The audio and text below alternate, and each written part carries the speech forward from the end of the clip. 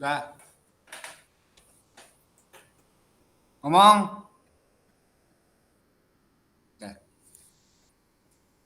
Assalamualaikum warahmatullahi wabarakatuh.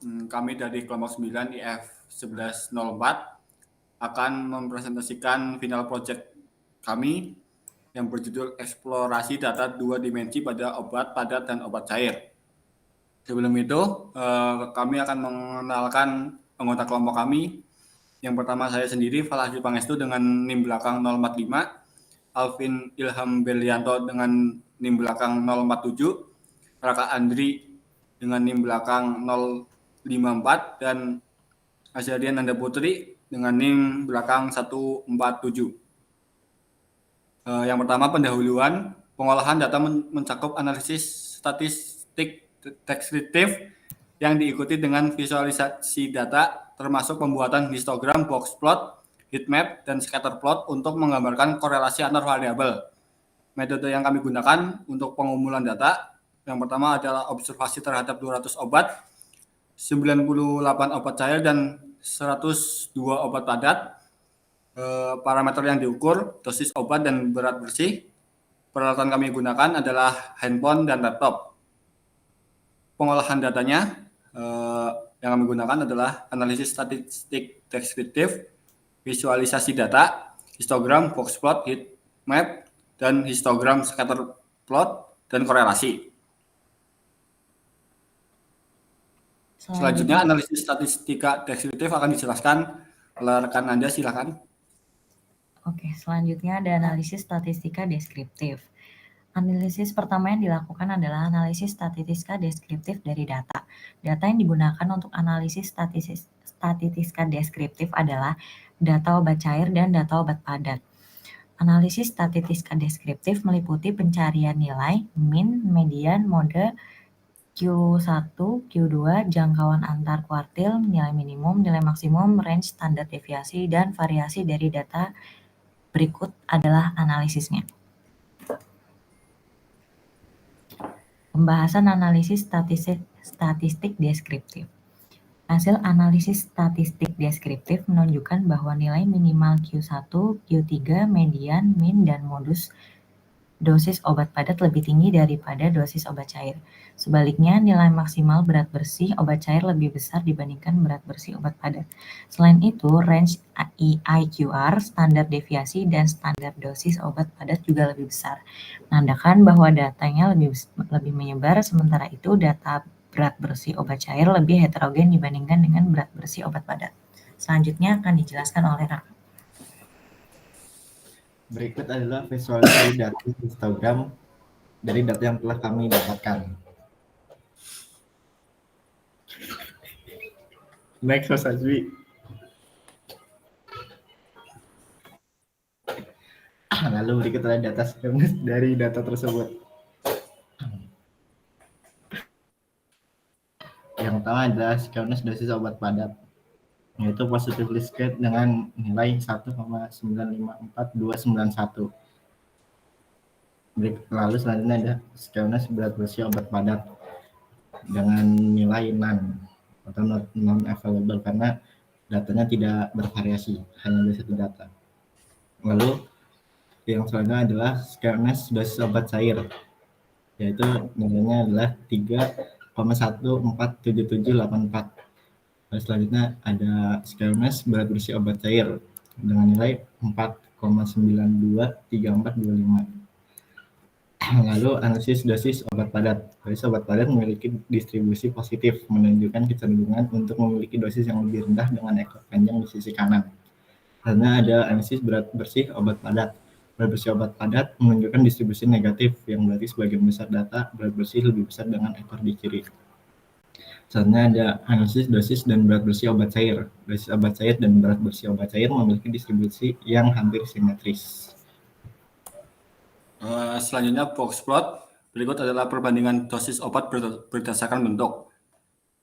Box plot menunjukkan bahwa dosis obat padat memiliki rentang dan median sekitar 250 mg, yang lebih tinggi dibandingkan obat cair sekitar 50 mg.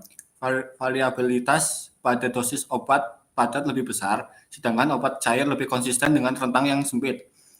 terdapat outlier pada kedua bentuk obat.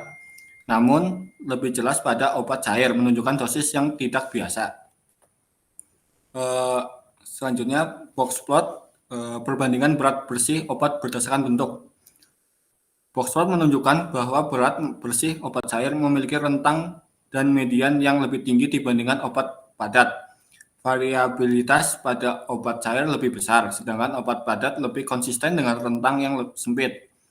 Terdapat outlier pada kedua bentuk obat, namun lebih banyak pada obat cair, menunjukkan adanya berat yang tidak biasa.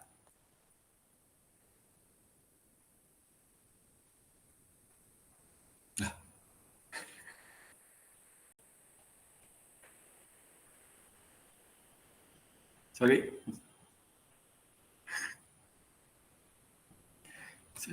Langsung ke error, Cok.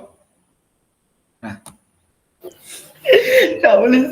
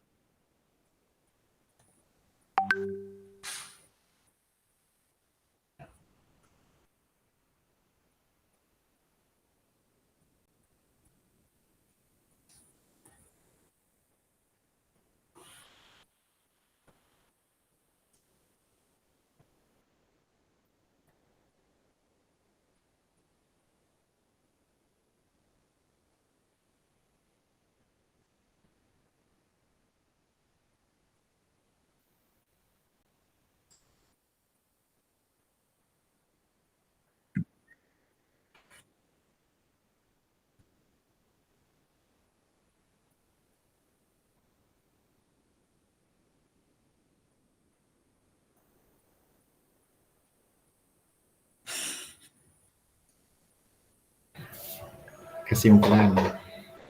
Yang pertama ada analisis statistik deskriptif. Analisis statistik deskriptif menunjukkan bahwa nilai minimal Q1, Q3, median, mean, dan modus untuk dosis obat padat lebih besar daripada obat cair. Data berat bersih obat padat juga menunjukkan nilai minimal Q1, Q3, median, mean, dan modus yang lebih tinggi dibandingkan obat cair. Meskipun nilai maksimal berat bersih obat cair lebih tinggi, selain itu range EQR, standar deviasi, dan variasi dosis obat padat lebih besar daripada obat cair, mengindikasikan bahwa data dosis obat padat lebih tersebar. Sebaliknya, berat bersih obat cair lebih heterogen dibanding berat bersih obat padat. Lalu histogram dan skewness. Analisis visualisasi data dan skewness menunjukkan bahwa distribusi dosis obat padat dan cair miring ke kanan, dengan mayoritas data di nilai rendah dan beberapa nilai tinggi, meskipun kemiringan dosis obat cair lebih signifikan. Berat bersih obat padat sangat terpusat pada satu nilai yang menunjukkan keseragaman, sementara berat bersih obat cair juga miring ke kanan, dengan mayoritas di berat rendah dan sedikit di berat tinggi.